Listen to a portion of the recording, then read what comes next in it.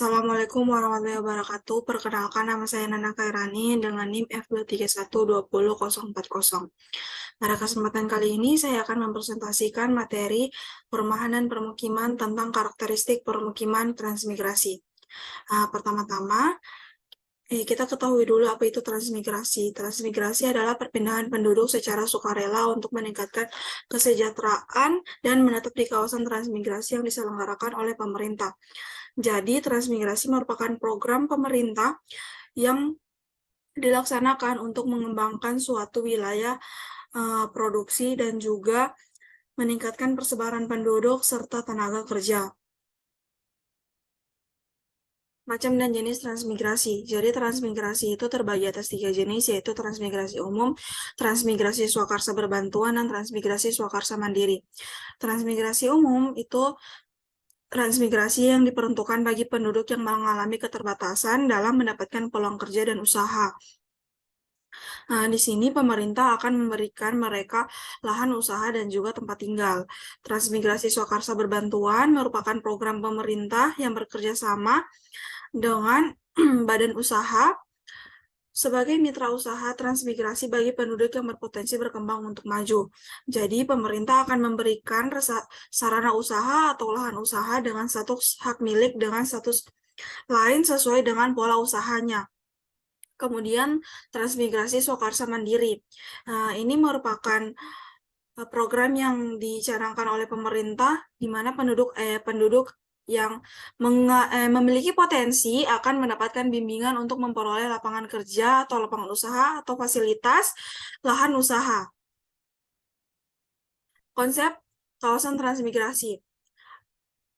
Kawasan transmigrasi adalah kawasan budidaya yang memiliki fungsi sebagai permukiman dan tempat usaha masyarakat dalam suatu sistem pengembangan berupa wilayah pengembangan transmigrasi atau lokasi permukiman transmigrasi. Transmigrasi terdiri dari beberapa satuan kawasan pengembangan atau SKP, terdiri minimal 3 SKP. Dan beberapa SKP tersebut akan berkembang menjadi salah satunya akan berkembang menjadi kawasan perkotaan baru. Kawasan pedesaan akan berfungsi sebagai kawasan dengan sistem produksi pertanian dan pengelolaan sumber daya alam. Rencana kawasan transmigrasi. Jadi, kawasan transmigrasi ini akan terdiri dari beberapa SKP. Minimal dia 3 SKP, yaitu satuan kawasan pengembangan.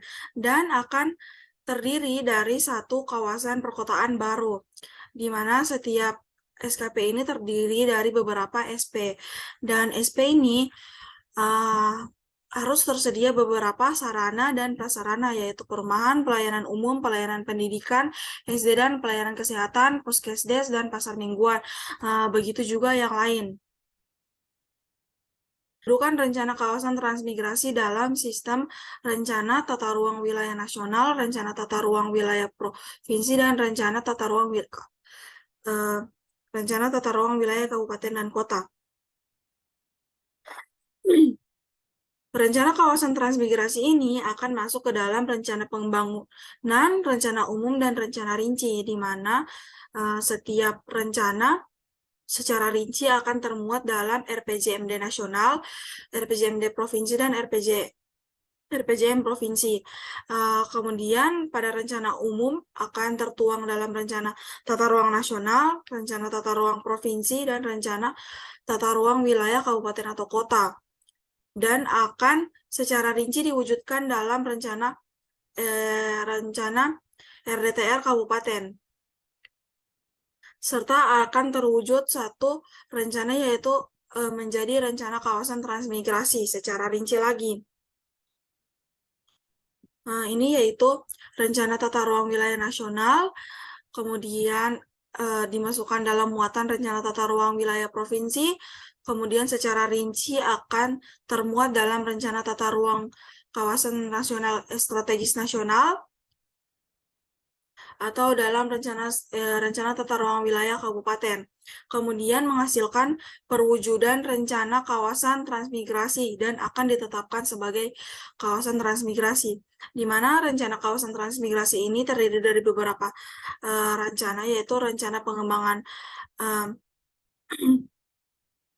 rencana satuan kawasan pengembangan, rencana zonasi, terus rencana rencana perkembangan prasarana, dan lain-lain.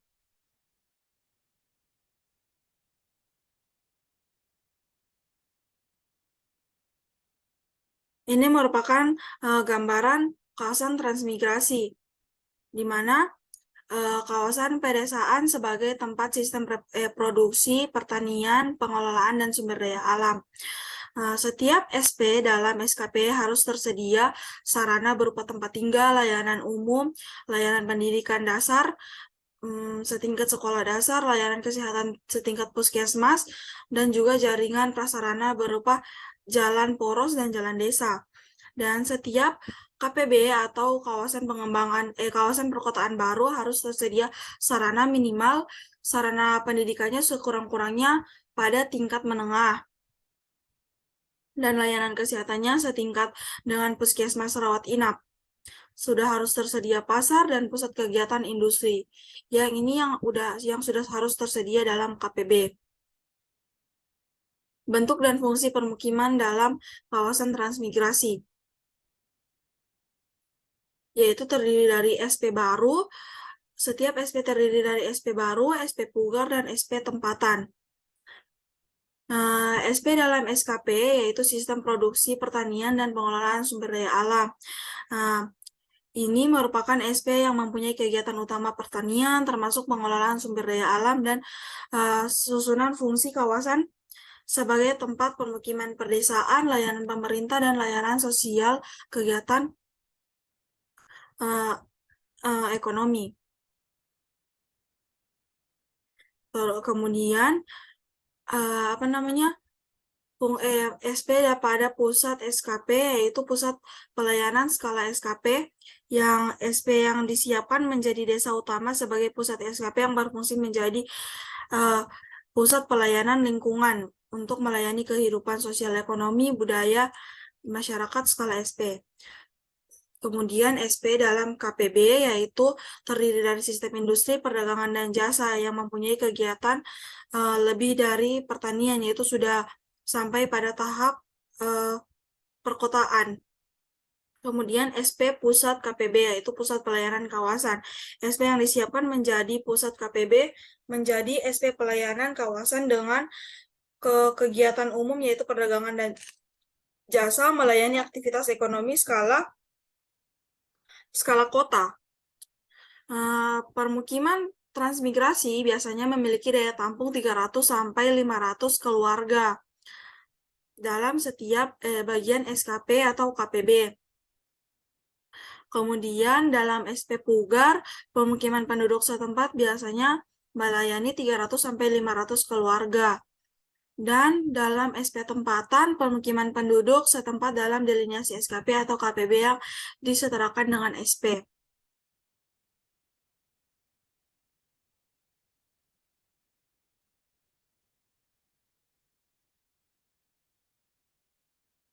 Ini merupakan ilustrasi penataan persebaran penduduk di kawasan transmigrasi, di mana terdapat beberapa desa yang statusnya SP tempatan atau tidak bisa ada lagi penempatan transmigrasi tetapi perlu memenuhi sumber daya manusia. Ada juga SP baru. Ini SP baru sesuai rencana teknis berupa yang bisa dibangun untuk para transmigrasi, dan terdapat permukiman baru akan tetapi penduduk asli dulu yang ditangani jika ruangnya masih cukup. Bisa dilakukan dari luar, mementingkan penduduk asli, tapi ini harus mementingkan penduduk aslinya lebih dulu. Kawasan transmigrasi yang akan diwujudkan yaitu SKP berupa tempat pemugaran, pusat SKP, SP Pugar, dan SP Tepatan, dan KPB. Ilustrasi pembangunan pengembangan kawasan transmigrasi akan terbagi dalam beberapa zona. Yang pertama yaitu zona kawasan pedesaan sebagai sistem reproduksi pertanian dan pengelolaan sumber daya alam yang struktur dan pola pemanfaatan ruangnya untuk permukiman, lahan usaha, dan lahan investasi lainnya. Terus kemudian ada KPB atau zona kawasan sebagai pusat pertumbuhan yang disiapkan menjadi kawasan perkotaan baru yang struktur dan pola pemanfaatan ruangnya untuk permukiman, perdagangan, dan jasa industri dan konservasi. Ini KPB ini sudah skala kota. Kemudian KPB wilayah pedesaan yang dikembangkan menjadi pusat pelayanan menjadi pusat kegiatan lokal atau kota kecamatan atau kota kecil. Dan fokus pengembangan kepada peningkatan jasa pemasaran, distribusi, dan keuangan. Ilustrasi bentuk kawasan transmigrasi sebagai satu kesatuan sistem pengembangan ekonomi wilayah dengan produk unggulan tertentu. Jadi, zona kawasan sebagai pusat pelayanan industri pengolahan atas produk unggulan di kawasan yang bersangkutan, perdagangan jasa, serta permukiman perkotaan. Atau dia akan berfungsi sebagai kota kecil, menengah, atau pasar produk dan pada klaster kawasan perdesaan. Kemudian ada zona kawasan perdesaan yang akan berfungsi sebagai sistem produksi pertanian dan pengelolaan sumber daya alam, produk unggulan tertentu sesuai dengan potensi kawasan. Desa perangkat pusat sebagai pelayanan lingkungan yang melayani desa-desa sekitarnya.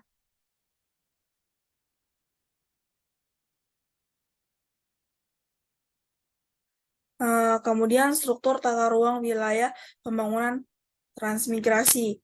Jadi, wilayah pengembangan transmigrasi ini menurut peraturan pemerintah nomor 2 tahun 1999 pada pasal 16 ayat 1 itu setiap wilayah pengembangan transmigrasi terdiri atas 9.000 kepala keluarga, di mana masing-masing SKP terdiri dari 1.800 sampai 200 sampai 2.000 kepala keluarga.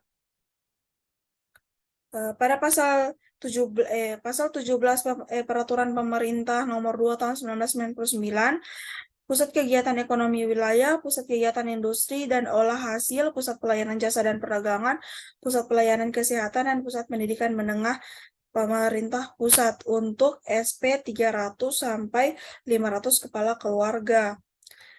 Kemudian SKP itu terdiri dari warung, koperasi pasar, SD, dan balai desa, dan tempat-tempat ibadah.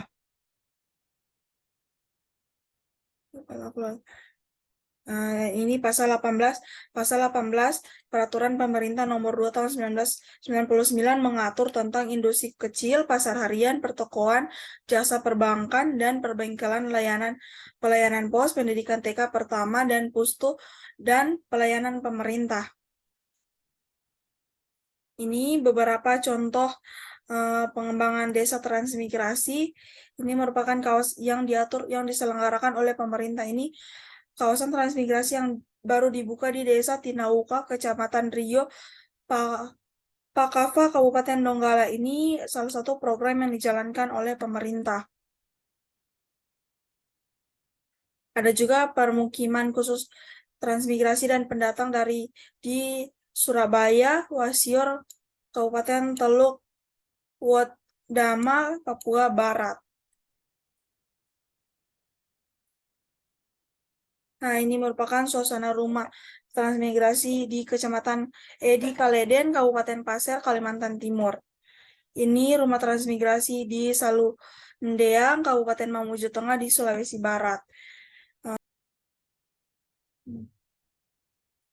Sekian dari presentasi saya hari ini, lebih dan kurangnya saya mohon maaf. Assalamualaikum warahmatullahi wabarakatuh.